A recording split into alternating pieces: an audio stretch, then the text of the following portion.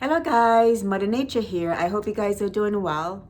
In the last video, I talked about magnesium and how it can protect you from Wi-Fi. We're surrounded by it on a constant basis, and we really need to protect our body as much as possible from all of this radiation. Now in this video, I want to talk about 5 types of magnesium.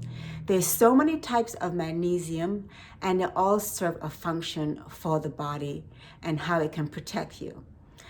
I'm also going to talk about the other types of magnesium in a following video as well. Magnesium is so important that we really need to know how it plays a role in keeping us healthy, but I want to break it down in smaller videos so you can absorb the information much better. In this video, I'm going to talk about the 5 types. The first kind is magnesium chelate, and that is very important for muscle recovery. So it's really going to be very useful for if you exercise and maybe you overwork a muscle. You definitely need this type of magnesium in your system to help you recover faster. And it's also good for muscle building. So that's another reason why you want to make sure that you have enough of this magnesium if you're going to be exercising on a regular basis. The second type is magnesium citrate. This is very important for arterial stiffness. It's very important for the effects of obesity. Obesity really does a lot of damage on our body. So you want to try to mitigate as much as we can if we are obese. So this type of magnesium is going to be protective.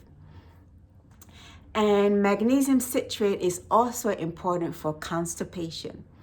You may know the type of magnesium called milk of magnesia, and that is the type of magnesia that is really used for constipation.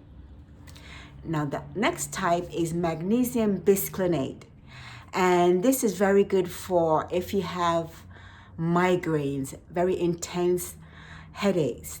And this helps because it works with vasodilation. It really helps to make sure that the blood is flowing. So this is going to help with any kind of intense headaches.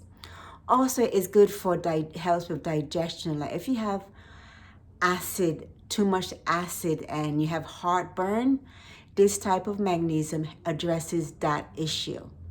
So this is why you want to make sure that you have this in your system. Now the 4th kind is magnesium malate, and this is found in lots of fruits.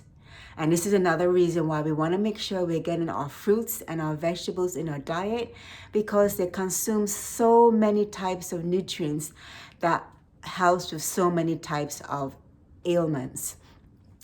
And magnesium malate helps with ATP production. So if you're feeling tired, this is going to help with energy. It's going to help make sure that you're able to function to your utmost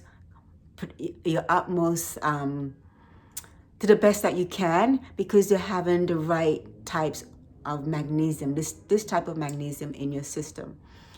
So if you find that you're always tired, you don't have enough energy, it could be that you're not getting enough of this magnesium malate. But magnesium malate is not just for ATP production, it's also good for depression. Lots of medication. Lots of people are on depression medication.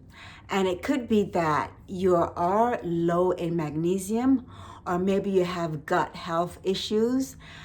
If you've taken lots of antibiotics and your gut health is no longer at its utmost potential, you may have a problem absorbing the magnesium. Even if you get enough magnesium, it may be that you're not absorbing it as well. And it could be that your gut health was destroyed from medication or from antibiotics.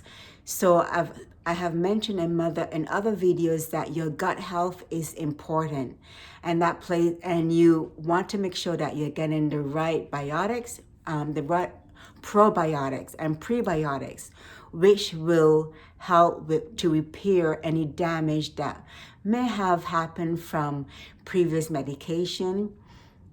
Because lots of medication can affect your system in so many ways that it can manifest in gut health. It can manifest in how your body feels. So in a sense of depression, if you're low in magnesium, especially this kind of magnesium, magnesium malate, then that could be why you are having depression. It could be not that you are depressed. It could be that it's an absorption problem, and it could be that you're low in magnesium.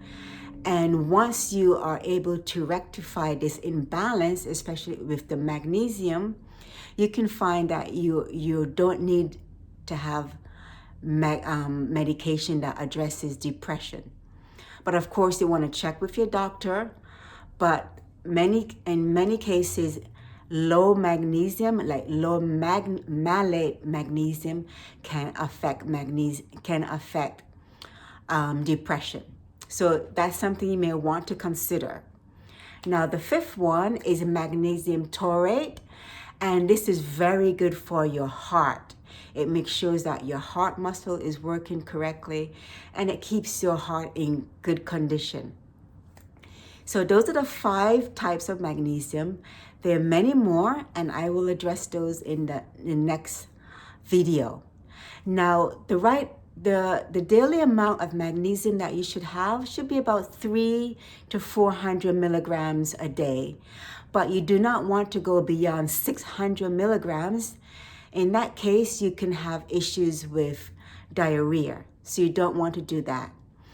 Also, if you have kidney problems or you're on dialysis, you have to be careful with too much magnesium. So you don't want to be ingesting a whole lot of magnesium.